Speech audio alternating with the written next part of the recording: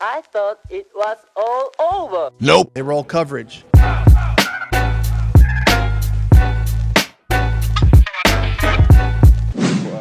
Obviously, last week was not the result we wanted, and so looking forward to getting back to work. And we did that yesterday. The guys had good energy, great spirit. We had a really good practice, and looking to continue that work today and tomorrow, and get on this game with the Chargers. So, great opportunity for us to, really not even worried about what happened last week, but just get back on the field, get back to doing what we love, and look to go get a win. So. Yeah, man, I think we need a little bit more than a win. And I know you came here because you came for a press conference breakdown, which is what roll coverage does. We're the home of it. And this man is about to get some knowledge dropped on him, man. He is going to be scapegoated just like Frank Reich was last year. The offense looked subpar, but boy, it didn't look this bad last year.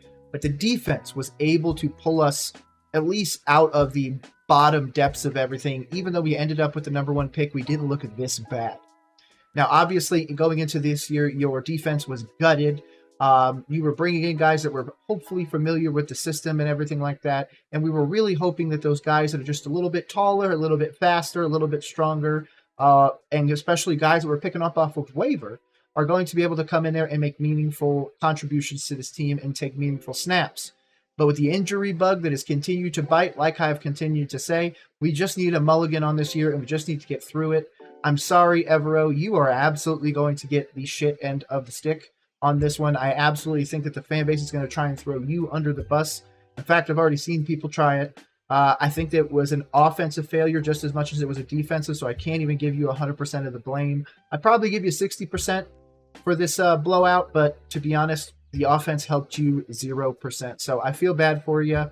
And of course, I'm going to continue to follow you no matter what you do in the NFL. I think you have a great future as a DC at minimum, hopefully a head coach, depending on how this year ends up. Tough is it going to be to play without your best player, probably in Derrick Brown, and how do you replace him? Yeah, you don't replace them. So it's the next man up, and we have a lot of confidence and faith in all of the D linemen on our roster. We got some very good players there, and these guys have been working their butts off, and they're ready to go. You guys have been pretty high on Nick Thurman since he arrived here. What does he do well? Well, Nick is a twitchy athlete. He's explosive. He's got really good play strength, and he has a versatility to play the nose and play the end spot. And so he's a good player, and he's had a lot of productive downs for us at both of those spots. And so we know that he'll do well if his number's called. Man, the body language is just feeding off of somebody that doesn't want to be there. Of course, he's going to get grilled on what is he going to do now with Derrick Brown out with a season-ending IR. It's just tough. Teams are going to be able to run on us this year, unlike they were able to do last year. Teams are going to be able to bomb on us because it looks like the only competent quarterback out there is J.C. Horn, which is, I'm sorry, he's a B-level quarterback right now, or cornerback right now, given his previous health issues. So we're really, really hoping that linebacking core of Shaq, Josie, and Trevin are able to come up with balls, get balls knocked away, and really change momentum. Because if we're betting on Nick Thurman, I will bet that we're going to get the number 1 pick. And that'll be an easy bet. Super easy. That's basically just give me money at this point. I just feel bad for you, my guy. I don't know why you're being tossed out like this. Is there a point in that game where you sensed Derrick might have done something to his foot? No, I had no idea. Yeah, I had no idea at all. There were quite a few instances of, it seemed like, communication issues, or at least from the outside looking in. What did you have to work on this week after looking at the tape on some of maybe the mental errors? Yeah, mental errors are always something that are not acceptable. We never want to be a team that beats ourselves, but at the end of the day, there's a lot of other things we got to address. We got to play faster. We got to play with more physicality. We got to play the run game, especially this week with what the Chargers present. And so those are the challenges. I would agree. And again, I was the one that made the prediction that I think J.K. Dobbins is going to go off for 150 yards. I'm still trying to find somebody that is offering odds for interceptions and sacks. So if you know any place that's doing that, make sure to put it down in the comments because I need to go over to that place. FanDuel isn't offering sacks. They do on occasionally, and God, I would love a Joey Bosa and a Khalil Mack spread out there so this way I can go grab that. This is going to be a tough game, man. We're going to get run on hardcore, especially now that Derrick Brown is out. And I don't think there's a damn thing we can do about it. We were common denominators last week in the run game that caused some of those problems. Yeah, I think there's things schematically, there's things in terms of just getting outplayed, and at the end of the day, the result wasn't what we wanted, and there's a lot of things we could correct coaching-wise and player-wise. You feel like you guys were rusty, like from not getting preseason? I wouldn't say that. I'm not going to make any excuses. You know, I loved our preparation going into the game. I loved what we did this offseason in training camp, and at the end of the day, we just got to show up and coach better and play better. We hear play faster a lot. What are the coaching points on that? Well, I don't want to get into too many game plan advantages for the Chargers, but at the end of the day, we just got to do it a lot better than we did it the other day. That's such an interesting way to attack that, because the one thing that Dave Canales said is that guys played hard, played till the whistle, played through the play when guys would normally give up. So they were giving the extra effort. Maybe we just don't have the horses to win this race. And I don't think we do. I think we're racing donkeys in a horse race this week. But hey, if we end up coming out with the win, I'm going to be the one that has to take this on the chin for everybody. So, did you think missed tackles were part of the equation? That was some of it. Yep, certainly. Mm-hmm. I also want to ask you about Charles Harris and your background with him and what you've seen from him. Yeah, so I don't have any background with them, but Todd Wash was with them in Detroit, and obviously first-round draft pick, and he's had a lot of production in this league. The one thing that jumped out of the tape yesterday is he's on the field and he's running to the ball, running 50 yards down the field. Plays with great effort, plays with great physicality. I really, really love his play style. The Chargers pretty much with Jim. Harbaugh, you coached under him, so you know what he wants to do. He wants, I guess, to run the ball, and that was something you got to struggle with. So, what was your experience like within San Francisco? What did you learn during that time that helped you get ready for this week? Yeah, no, you just know that Jim's team is always good. That's going to be an organizational decision on how they want to play, starting up front on both sides of the ball, being physical, running the football, and so it's not going to be a surprise to us what's going to happen on Sunday. And we have to be ready for it. Yeah, we have to be ready for Jim Harbaugh, and Control-Alt-Delete, aka Joe Alt, is going to go ham again. I think he's a first ballot Hall of Famer at his position. The minute Trent Richardson gets out of here, he will be the #1 left tackle in football. And yeah, we are going to see a running clinic by the Chargers this week. And we're really going to need guys to help out with that run game. I just don't see where that help is coming from. Even with the new guys coming in, I just don't see them, they weren't able to make some of these other teams. They're definitely being able to make our team. Come on. That's tough for me to get down here. You've been in situations before where you were in Denver when Chubb gets straight in the middle of the season, guys get hurt. How do you approach kind of the human element in your meeting rooms of kind of the shock of this guy was here, now he's not? Yeah, and that's just life in the NFL. You feel for the guys because, Bradley's example, he was a great guy, great locker room guy. We loved working with him every day, and then he's gone. And you miss that part of it. And same thing with Derrick. It's a great guy. He epitomizes what you want in a professional and in a leader. And obviously what he does on the field is tremendous. And so you're going to miss just the game day. Obviously, is one thing he's going to be missed there, but just the day-to-day, like seeing him in the meetings, interacting with him, watching the way he works, all of those things are going to be missed. But at the end of the day, that's just how this thing goes, and it's always going to be the next man up. And as much as we feel for Derrick, and on a personal level, I'm excited for the next guys up that are going to get a great opportunity. Yes, sir. The Chargers this past week quadrupled their rush in the second half versus the first. I think a couple of explosive runs helped. But what were they doing to kind of open those lanes up in the second half? Yeah, the Raiders did a really good job playing their run game, except for 2 plays, essentially. They got the 50-yard, something yarder, and then the last one out of 22 personnel, 60-some, I think. So they got most of the yarders on 2 plays. And so I think that's just the story right there. Is something we're walking in. we just got to. We know they're going to stay committed to it, and even though the early success is not there, they're going to stay committed to the run game. And our message is that we got to be ready to play these guys for 60 minutes. Not just that, but they do have some weapons outside of that. Of course, the tight end room, they've got one. They've got really Ladd McConkey and Palmer out there, so they don't really need to throw the ball a ton. I do think that Ladd McConkey could get locked up by J.C. Horn, which could be great. But again, they are going to have other people out there to still get the ball too. Justin Herbert's still dealing with that, I believe it was a foot issue previously. So they're just going to try and make this as easy as possible, hand it off. Let's just get this game over with. There's no reason why they need to turn this into a shootout. So I would expect them to not only run, but run the ball as much as possible to get this game over with and just get ready for the next opponent. I think that's their most basic plan. Let's just roll out what we can and just get this over with. Whereas the Panthers are really trying to win to stay alive, and the Chargers know, hey, man, we're probably going into this 2-0. Let's keep it rolling. Man, it's sad that I wish I could be a Chargers fan right now, but I can't. Carolina Panthers all the way, man. Number one. Just close the door on the run game right there. Well done.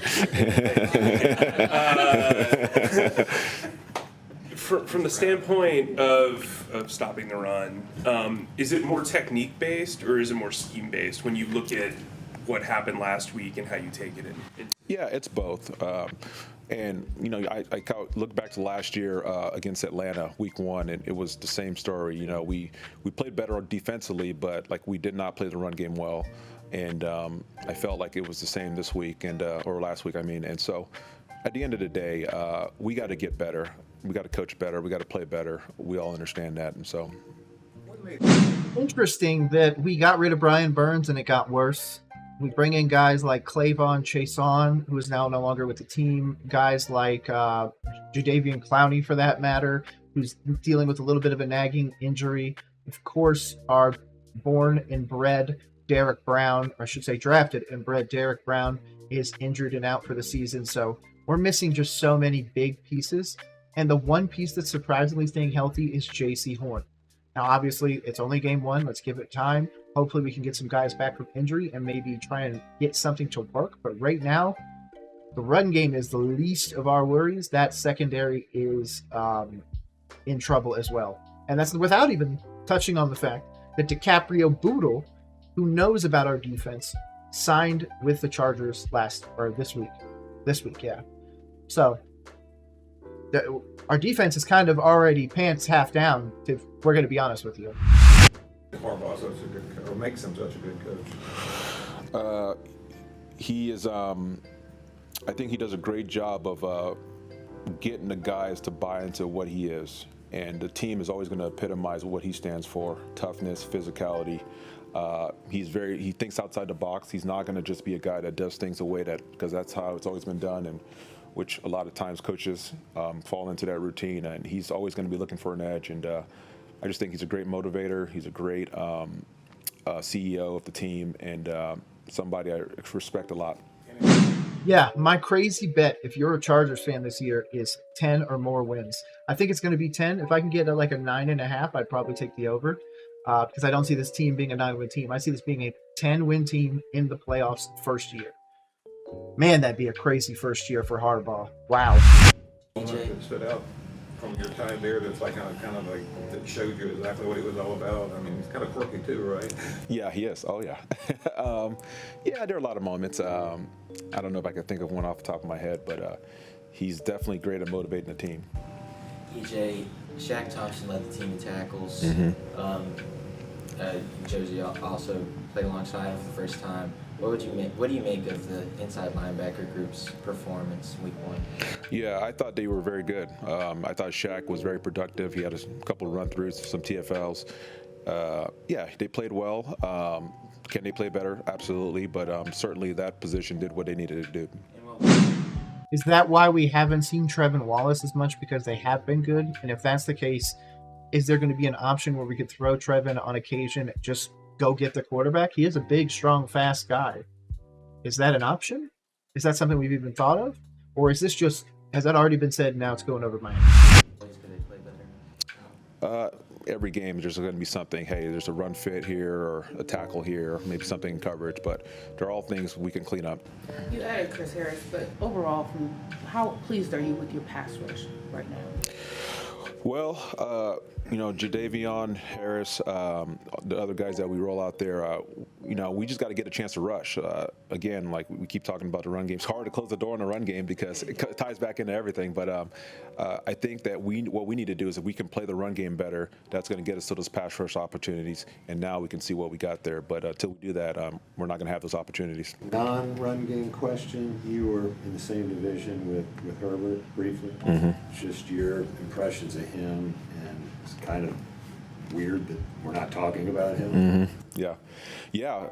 He's very talented. Obviously, he's big arm. He's got the size. He's intelligent, and it'll be interesting to see how they evolve him into Coach Roman's offense. But he's got all the talent in the world, and as this thing unfolds for him over the season, will be interesting to see how that works out for him. Do you look at some of Greg's old tape to see, how they might incorporate Justin? Yeah, I mean, you're always going to try to do your due diligence, and it's always going to be, Greg's a great coach too. He's obviously he's got his system and his scheme, but I know for a fact, just drawing the plays for him when I was a QC for him is that he's always going to be looking to utilize his player and his personnel and their strengths. So. Yeah, and they have built a very strong offense and defensive line, and we are really great on the offensive line, at least on the interior. But man, those tackles are going to have a tough time. I'm expecting to get a lot of Tommy Tremble out there for some extra blocks, and maybe some Chubb out there as well. I don't expect Miles to be out there as much, given that he is a risk at blocking. Go ahead, Josh. With the way the rosters change in the NFL, it's not uncommon that you have guys who've been on the team that are coming back to face their former three, in particular from this offense, familiar with the scheme, that are coming back this week. How much does that impact the way that you prepare? Yeah, certainly that gives. That's always part of this league. You're always going to play every week. I feel like you're going to play against somebody that you've been with in the past, and so I don't think you factor that in too much. You just kind of see what it is for the moment, and you're going against this offense, this run game, this quarterback, and all those things, and that's just how you prepare. Have you had to change any calls? Have you had to change any calls? Just with guys that are things that Shaq or Josie might be verbalizing pre-snap. Oh, just like in terms of Bozeman picking it up. Oh, I got you. No, I'm not. I don't think. Yeah, I don't think. You change them every year anyway. I don't know. Yeah, I'll keep that. It's interesting. I forgot all about Bradley Bozeman. Yeah, he's coming back after the fan base shit talked his wife. Yep. I wonder why he's not here anymore. To myself. Given last week's outing, and you seem to be a very driven coach, how much pressure do you put on yourself personally as far as the defensive performance heading into this week? It's not pressure. I mean, life in the NFL is pressure, so that's whether you win or lose, it's not going to matter. You better deliver the next week, and so we have high standards, and that's not going to change, and we want to win every game we play, and that's just the way we're built. And so, regardless of what happened last week, because sometimes you win and you got to make corrections because there are things that just weren't good enough, and so we've got to be better. We understand that. I got to coach better. We all got to coach better. We got to play better. And but I also love the challenge of it too, because regardless of the results of last week, you have to improve. That's just the nature of this thing. It's 17 weeks. And if you peak too early, or if you don't continue to improve as the season works through, you're not going to like what you have in December. I know you don't want to focus on last. Wait for the owner to fire the head coach again? I don't know. I feel like we're at the point where maybe the fans need to either advocate for Dave Canales or call for his job. Now, obviously, I'm talking about by the end of September. I'm not talking about at week 1. But if we end up 0-4 and this team looks like it did in that first game, are we going to see a petition, not by me, to get rid of Dave Canales? Or do we see a petition for David Tepper to sell the team? I'll sign up for that second one for sure. But, man, there's so much wrong with this team that we're not even thinking about December. I'm thinking about the next week that we have to play somebody in September. week, but coming out of last week, when you guys faced the adversity that you did, what did you notice about your unit and how they took accountability and responded to? Oh yeah, that's not a question with this group. I never have any doubts about that. They're going to handle it the right way. I would say this one thing is that we finished the game the right way, and I'm always like, when you get into those type of games where things aren't going your way, I'm always looking to see how guys finished, and the way we finished in terms of still running to the ball, still playing physical, getting stops on those last 2 drives, that meant a lot to me and said a lot about our guys. And the approach this week has been great, and I told them on Monday, like, look, we're obviously gonna, regardless if we win or lose, we're always gonna be in the mindset of getting better and self-improvement and collective improvement. But we're not gonna come into work and be miserable either. Like, we love what we do, we appreciate being together with each other, and we're gonna come in with the perspective of let's get better, let's work, let's have a great attitude, let's laugh and enjoy this thing, because it's a really special thing we get to do. And we're finished up with David. You were talking about Harbaugh being tough and physical. How does that match up with Greg Roman and what you've experienced going against him? Yeah, he's the same mindset. Greg wants to run the ball, and he wants to play a physical brand of football. And again, like we talked about the run game, this is a different deal than we played last week. Last week was zone running, outside zone, trying to cut you off on the backside. This is more go right at you and try to run over you, and so we got to be ready for it.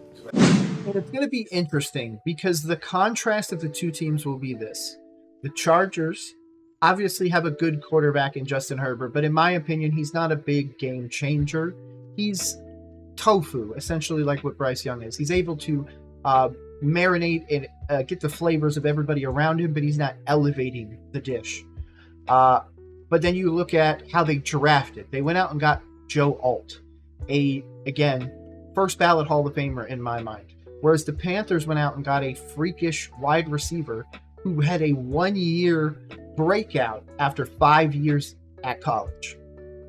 I think it was 5 years. I think it was 4 regular years, and then he had the crazy year. When we could have gotten somebody like Jackson Powers Johnson at the end of the first year to maintain 5 years of contract instead of 4. But we didn't even get that. We let him go. We weren't worried about offensive linemen. We went and spent a ton in free agency for Damian Lewis and Robert Hunt, and then moved Austin Corbett, a former guard, to a center position.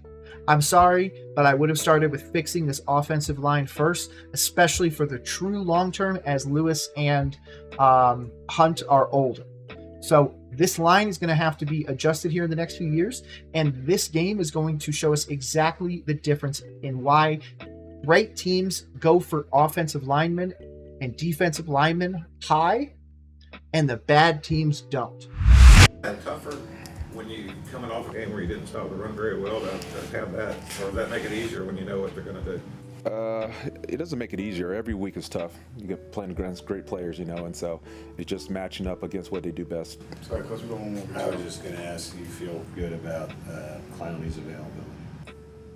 I am not quite sure about that. You have to ask Dave or Dan. Thank you, Coach. All right, thank you all. And thank you to the Carolina Panthers, and of course, thank you to our hopeful DC for the next few years, Mr. Evero. I am absolutely praying that you stay on this team, and of course, this defensive staff stays together. You have been gutted of talent, and now with Jadeveon Clowney out, Derrick Brown, and so much more, we're really hoping that guys like Nick Thurman can come in there and make meaningful contributions. We're hoping that Josie Jewell and Shaq Thompson are able to go out there and really disrupt the middle of the field while also supporting the run. So we're asking a lot out of everybody, and I'm only asking one thing out of you, and that's for a like, comment, or subscribe on this video.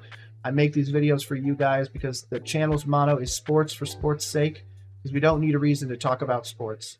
I love it here. My name is Nick. This is Roll Coverage, home of the press conference breakdown. Hopefully you guys are ready for many, many more, because there's many coming before this Sunday. So make sure you check them all out. Peace.